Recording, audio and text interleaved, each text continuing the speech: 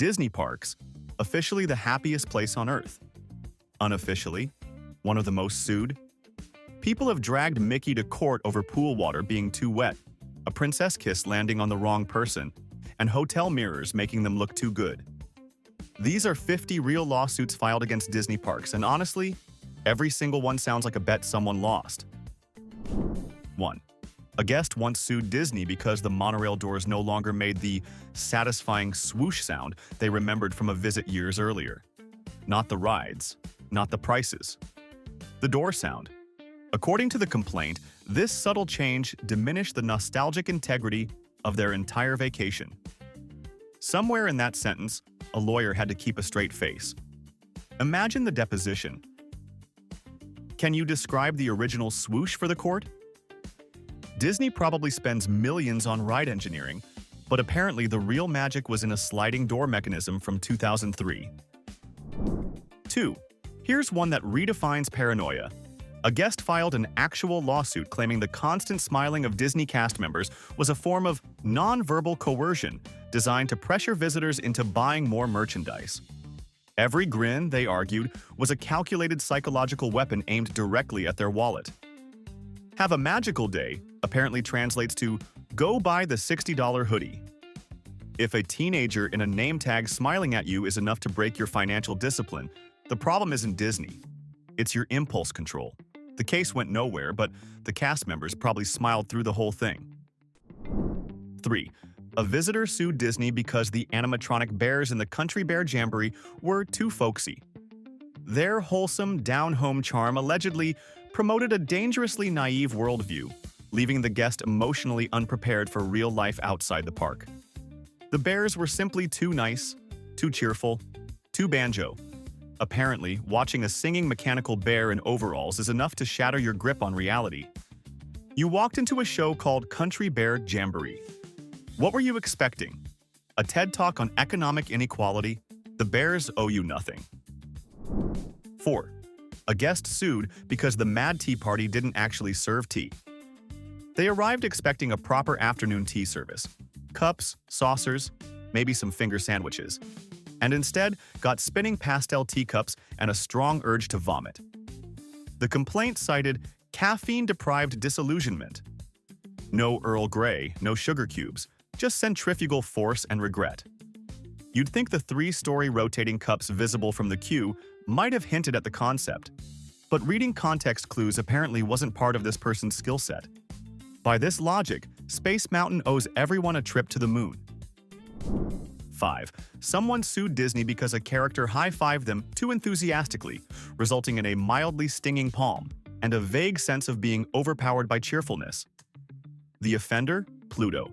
A person in a foam dog costume connected a little too hard on a hand slap, and it became a matter for the courts. Not a punch, not a shove, a high five. From Pluto. That 6-year-olds survive daily without incident. If a costumed golden retriever can cause you legal distress, maybe skip the character meet and greets and stick to the bench. 6. A grown man sued Disney because, during a parade, Goofy allegedly snatched his hat off his head and proceeded to wear it, mockingly, according to the filing, for several floats. Watching his prized fedora cruise down Main Street atop a cartoon dog's head was, in his words, emotionally devastating. The audacity. The betrayal. The hat. Now look. If Goofy steals your fedora and your first call is to an attorney instead of security, you might have your priorities slightly out of order. Goofy, for the record, probably looked better in it. 7. A tourist claimed that a talking parrot animatronic in Adventureland revealed deeply personal secrets about them to nearby guests. How a mechanical bird obtained this classified information was never explained. But the lawsuit, filed under the incredible legal theory of defamation by animatronic avian, was absolutely real. A judge dismissed it shortly after, almost certainly while biting the inside of their cheek. For one glorious moment in American legal history, a plastic parrot was named as a defendant. If your secrets can be exposed by a bird that runs on electricity, maybe the parrot isn't the problem. 8. A family took legal action because the Jungle Cruise skipper's jokes were, in their view, So bad they constituted a form of auditory assault. They weren't after a refund. They wanted comedic justice, and possibly a mandatory joke-writing workshop for the entire Skipper roster. And honestly, those puns are rough. Everyone knows it. The Skippers know it. That's the whole point. But filing a lawsuit over a corny joke about the backside of water takes commitment most comedians would quietly admire. The court wasn't amused. The Skipper, however, is still telling that exact same joke. Every single day. 9. Let's start with royalty. A guest sued Disney claiming Prince Charming gave them an inappropriately lingering hug during a photo op. His Highness was apparently a little too method, turning a fairy tale moment into something that needed an HR department. You've got to wonder what training that cast member got the next morning.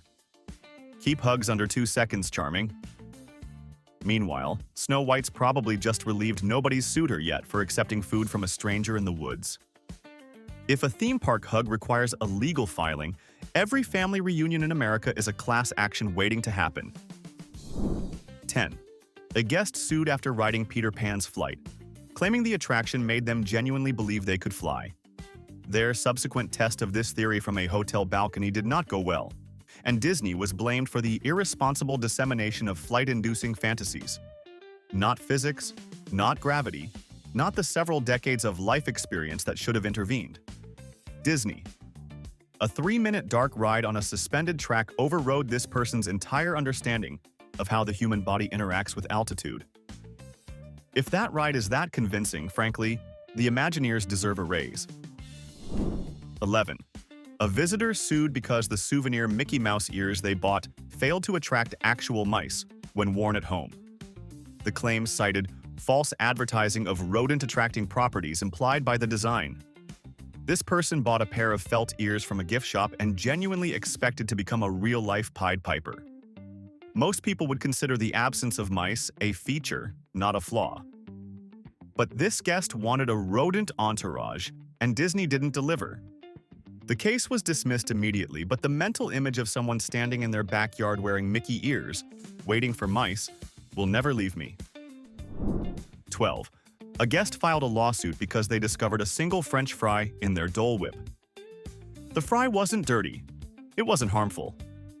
But the culinary sacrilege of savory meeting sacred sweet caused what they described as profound existential angst. 1 fry, 1 cup of pineapple soft serve, 1 attorney on speed dial. Some people see an accidental fry and laugh. Others see it and start drafting legal documents. The court tossed it faster than a cold McNugget. But for one brief, beautiful afternoon, a rogue French fry was the most important item in the American legal system. 13. A guest sued claiming the Swiss Family Robinson treehouse was not structurally sound according to modern building codes for arboreal dwellings. Their specific fear? Coconut-related hazards. No coconut fell. Nobody was hit. The concern was entirely hypothetical. A theoretical coconut from a fictional treehouse based on a novel from 1812. And yet, legal paperwork was filed. You walked into a pretend treehouse at a theme park and expected it to pass a county safety inspection. That's not caution. That's a hobby. Maybe next, file a complaint about the structural integrity of Rapunzel's tower. 14. A visitor sued because a souvenir penny press machine failed to adequately flatten their penny, leaving it unacceptably lumpy. The pursuit of perfectly pressed copper actually made it into a courthouse. Picture the scene. A lawyer, a conference table, and a slightly bumpy penny as Exhibit A. Your Honor, look at this ridge. This is not what I paid 51 cents for. The court flattened the claim faster than the machine ever could. But you have to respect the dedication. Most people pocket the weird penny and move on. This person saw injustice, and they chose to fight. 15. One guest tried to sue Disney because it rained for 2 hours despite the weather forecast promising sun. Their argument? Disney should be held accountable for meteorological misrepresentation. The so-called Disney bubble should logically include atmospheric control, apparently. This is Florida. It rains every afternoon from June to September like clockwork. You can literally set your watch to it. But instead of buying a $3 poncho from any of the 9,000 gift shops, this person dialed a lawyer. Mother Nature has never once lost a court case, and she wasn't about to start here. 16. Someone sued because the shadows inside the haunted mansion were not uniformly eerie. Certain patches were described as merely dim, which allegedly broke the spectral atmosphere and triggered a crisis of ghostly belief. The lighting wasn't consistently spooky enough. That was the legal argument. Not the ghosts, not the stretching room, the shadow gradient. You rode through an entire haunted house full of singing busts and spectral ballroom dancers, and the thing that broke you was an uneven shadow near the exit hallway. The Imagineers have heard a lot of complaints, but your darkness isn't dark enough might be a first. 17. A guest sued Disney claiming the park maps were intentionally confusing, which led them to wander around for hours and miss their dinner reservation at Cinderella's royal table. The quest for shrimp and grits turned into a legal crusade. Now, Disney maps aren't exactly military-grade navigation, but they work well enough for millions of visitors a year. This person could have asked literally any cast member. They could have used the app. They could have followed the giant castle visible from almost everywhere. Instead, they hired a lawyer. Somewhere, a cartographer is having the worst week of their career. 18. A guest sued because the water cannons on Pirates of the Caribbean were excessively dampening, resulting in a chilled disposition and the total destruction of their carefully styled pirate hairdo. Pursuing dryness on a ride called Pirates of the Caribbean is a bold legal move. You boarded a boat. You floated past cannons.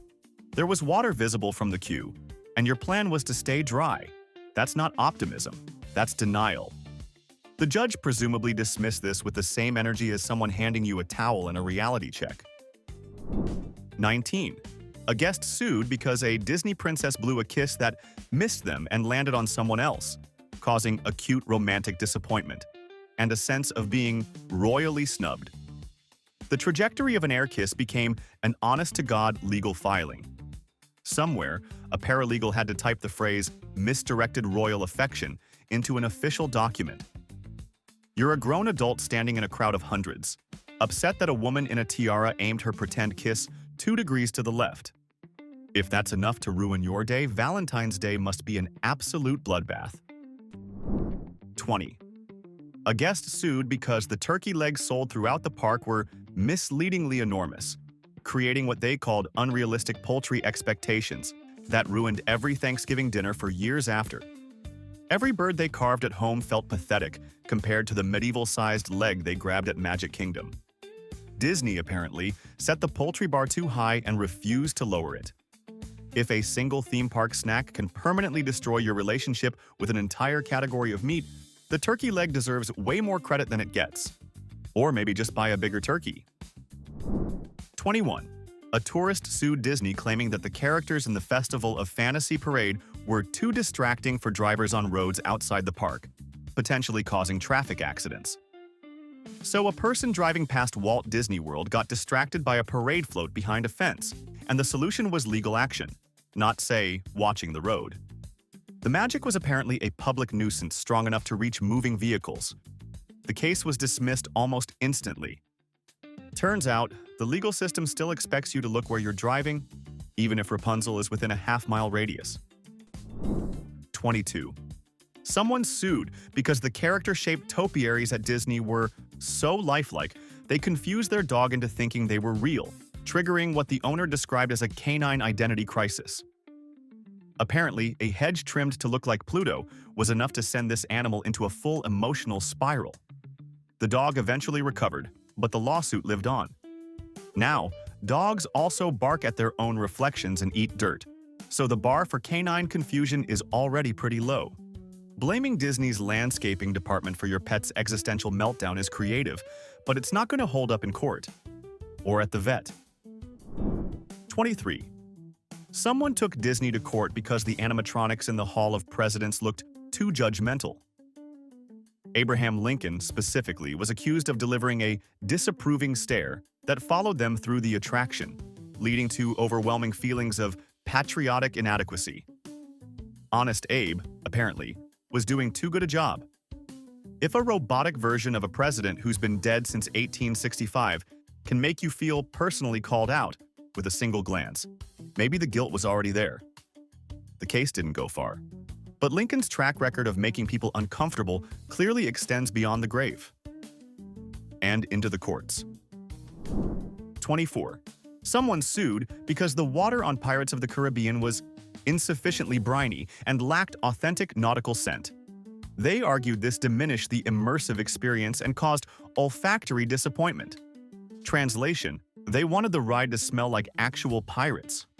Salt, sweat, weeks without bathing. Most guests would consider clean water a win. This person considered it a betrayal. Disney's customer service team has handled some wild complaints over the years, but "your water doesn't smell bad enough" probably wasn't in the training manual. The case sank faster than a pirate ship in a storm. 25. A guest sued because their Disney PhotoPass photographer allegedly captured their bad side in every single shot, leading to digital disfigurement and a ruined vacation album. Their demand wasn't a refund, it was a reshoot, with a photographer trained in optimal angle acquisition. Not just any photographer, a specialist. Imagine being that cast member and getting served legal papers because someone didn't like how their jawline looked in front of the haunted mansion. If every bad photo was grounds for a lawsuit, the entire smartphone industry would collapse by lunchtime. 26. A park-goer sued, claiming the constant smell of churros and popcorn throughout Disney parks triggered a suppressed childhood desire to join the circus, causing them to quit their accounting job on the spot. One whiff of cinnamon sugar and the spreadsheets were history. Disney's legal defense was essentially, "We just make good snacks, not career-altering epiphanies." And that might be the greatest courtroom rebuttal ever delivered on behalf of a theme park. If buttered popcorn can dismantle your entire professional identity, the circus wasn't a buried dream. It was just the nearest exit from adulthood. 27. A woman sued claiming Tinker Bell flew too aggressively during the fireworks show and that the pixie dust, or whatever glittery substance they use, landed directly in her eye. The complaint cited sparkle-induced irritation and a temporary inability to see anything but, in her words, pure magic. Which sounds less like an injury and more like a Disney commercial. Getting glitter in your eye is genuinely annoying. Anyone who's survived an elementary school art project knows this, but framing it as an aerial assault by a fairy takes the complaint to an entirely different altitude. Tinker Bell, naturally, continued flying that same night. 28.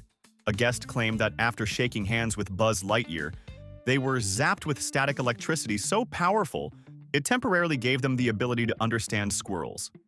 Squirrels, that was the claim. The Dr. Dolittle skills reportedly wore off within hours, but the lawsuit lingered much longer. How do you prove that in court? Bring in a squirrel as a character witness? The case didn't survive, obviously, but it survived long enough to be filed, stamped, and processed by an actual human being. Somewhere in Orlando, Buzz Lightyear is still out there, distributing interspecies communication one handshake at a time. 29. Someone sued because the trees on Tom Sawyer Island were not sufficiently climbable for their adventurous child, resulting in stifled youthful exploration. Their proposal: Disney should install more challenging arboreal obstacles throughout the island. Basically, they wanted a free-range jungle gym made of live oak. Most parents sue because something was too dangerous. This one sued because it wasn't dangerous enough. That's a rare legal stance. Safety regulations, of course, have strong opinions about children scaling trees at commercial properties. But this parent clearly believed risk was a birthright. The court disagreed. 30. A guest sued because the water on the It's a Small World ride was not culturally representative of all nations depicted. Their argument? The water should have varied in mineral content and clarity to match each country's natural supply, for full immersive authenticity. So somewhere between the Japan and France sections, the pH was supposed to shift. That is an absolutely unhinged level of detail to demand from a boat ride designed for toddlers. Disney can engineer entire worlds, but uniform water was apparently the line. The court moved on quickly, and the water remained exactly as unremarkable as before. 31. A parent sued because the parade characters were waving too generally and failed to make specific, individual eye contact with their child. The result? Feelings of being personally overlooked by Cinderella. A targeted royal wave. That's what they demanded. There are thousands of people lining those parade routes. Cinderella is on a moving float, waving in a full ball gown, in Florida heat. And this parent expected a locked-in, personal, soul-to-soul moment with their kid in row 15. Anything less was neglect. The court did not share this interpretation. 32. Most people complain about long wait times. This person sued because the Disney app's estimates were too accurate. The precision apparently removed the element of surprise and adventure from their park experience. They missed the thrill of rounding a corner and stumbling into an unexpectedly short line. They wanted chaos. They wanted mystery. They wanted the adrenaline of not knowing whether Space Mountain was 10 minutes or 2 hours. Instead, the app told them in advance, and that was emotional damage. Efficiency ruining someone's vacation. That might be the most uniquely American lawsuit on this list. 33. A couple sued for irreparable damage to their vacation memories because another guest in their Splash Mountain log was singing Zip-a-dee-doo-dah slightly off-key, not screaming it, not being obnoxious, just singing, a little flat. And that was apparently enough to file for financial compensation. Of all the things that could go wrong on a log flume ride, getting soaked, losing your phone, the drop photo catching you mid-scream, a fellow passenger's pitch being slightly off is truly the most niche grievance ever put to paper. A flat note and a flatter case. 34. A visitor sued because the wishing stars during the fireworks weren't actual celestial bodies, but pyrotechnics, which allegedly triggered a crisis of astronomical belief in their science-minded child. The legal difference between a Disney star and a real star became an actual court filing. Most parents would use that moment to teach their kids something. Those are fireworks, buddy. Real stars are way up there. But no, the courtroom was the chosen classroom. If your child can't tell the difference between a controlled explosion and a ball of gas 4 light years away, the gap in their education started long before this vacation. 35. A visitor sued claiming the topiaries at Epcot, particularly one shaped like Goofy, were so perfectly manicured, they triggered feelings of intense personal inadequacy about their own gardening abilities. Landscape-induced low self-esteem. Imagine standing in front of a hedge shaped like a cartoon dog, feeling personally attacked by how well it was trimmed and deciding the appropriate response was litigation. Most people would just buy better shears, maybe watch a YouTube tutorial. But this guest needed financial compensation for being emotionally outperformed by a Disney groundskeeper. The court pruned this one in record time. 36. A park goer sued, claiming the Tomorrowland Speedway cars were deceptively slow, giving them a false sense of automotive prowess that later proved hazardous on actual highways. Let me get this straight. You drove 5 miles per hour on a rail-guided track designed for 8-year-olds, and that inflated your confidence so much you became a road hazard. The Speedway barely qualifies as driving. It has a center rail that literally steers for you. But sure, blame Disney when you merge onto Interstate 4 like you own the place. The court dismissed it. Physics was unavailable for comment. 37. Someone sued because a Stitch plush toy was too mischievous looking and allegedly gave their child recurring nightmares. The damages sought? Compensation for alien-induced insomnia. Now Stitch is supposed to look chaotic. That's his entire character. He's a genetically engineered alien designed for destruction who was adopted by a little girl in Hawaii. The edge is built in. But instead of just returning the plush or tossing it in a closet or donating it to a less impressionable household, they went straight to the legal system. Every option was on the table, and they chose the most expensive one. 38. The hitchhiking ghosts in the haunted mansion are a classic effect. One visitor, however, claimed one of those spectral projections winked at their spouse, leading to marital discord and accusations of what can only be described as interdimensional infidelity. "He's not even real, honey," apparently failed to resolve the crisis. When a holographic ghost from a ride built in 1969 is threatening your marriage, the issue might not be the ghost. It might not even be Disney. The case was dismissed. Whether the marriage survived is another story. The ghost, for the record, has never commented publicly. 39. A guest sued because the monorail announcer's voice was too soothing, lulling them into such a deep state of relaxation they lost all motivation to conquer the park. Instead of hitting Space Mountain and grabbing fast passes, they just sat on the monorail. Loop after loop. Hypnotized by a calm voice saying, "Next stop, Epcot." The siren song of public transportation claimed another victim. Most people would consider a relaxing commute a bonus. This guest considered it a conspiracy to drain their park touring ambition. If a transit announcement can neutralize your entire itinerary, maybe the monorail isn't the problem. 40. A visitor sued because the singing birds in the Enchanted Tiki Room allegedly incited a parrot uprising in their pet bird at home. They returned from vacation to find their beloved Polly demanding crackers with menaces. Polynesian pop music apparently crossed species lines and followed them back to their living room. Now, parrots are inherently dramatic creatures. They scream for fun. They hold grudges. They don't need Disney to radicalize them. But the image of a newly empowered parrot aggressively demanding snacks after its owner came home from Florida is genuinely hard to get out of your head. The case was dismissed. Polly, presumably, was not. 41. Someone sued because the magical brooms in Fantasmic failed to adequately clean up the water, leaving the viewing area unacceptably damp and destroying their expensive suede shoes. Sorcerer Mickey, you had one job. Now, wearing suede to an outdoor nighttime water show is a decision. A bold, deeply questionable decision. But instead of blaming their own footwear choices, this guest blamed enchanted brooms from a 1940 animated film for failing to perform real janitorial duties. If your shoe strategy depends on fictional cleaning equipment actually working, you might want to reconsider both the shoes and the expectations. 42. Someone sued because the funhouse mirrors at Disney were too distorting, triggering what they described as a full existential crisis about their true self-image. They walked in expecting a quick laugh and walked out questioning reality.